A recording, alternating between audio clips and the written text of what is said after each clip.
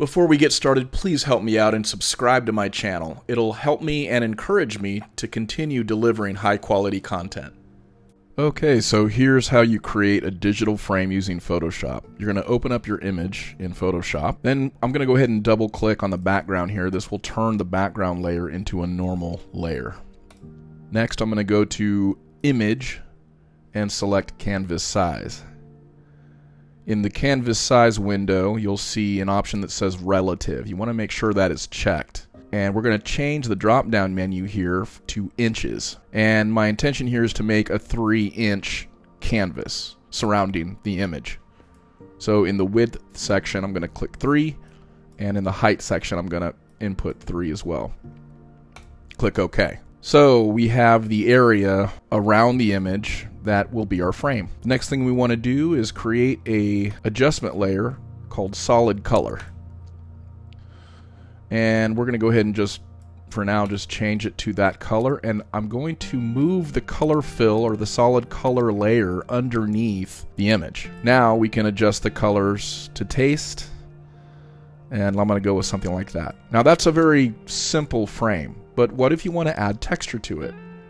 So one thing I like to do is choose from a series of digital canvases that I've purchased a canvas. So let's take a look to see what our options are. I think actually that one will work. So we'll go ahead and click and drag and drop this on top of the image in Photoshop. And I'm going to reorient it. As you can see, it made it horizontal. I'm going to go ahead and make it vertical. And I'm going to stretch this out to fit the dimensions of the image. This is great. We now have the canvas as our frame. But what if we want to blend it with the solid color layer? So one thing you can do is change the blend mode to do just that. There's a variety of blend modes that work in different situations. Soft light, overlay, hard light, vivid light, linear light. Also, I've noted that the darker adjustment layers sometimes have some pleasing results. So you'll have to just kind of experiment and see which one works for you. In this case, let's go with soft light. And you can zoom in to see if we are seeing the canvas here. Let's go ahead and play with the color now.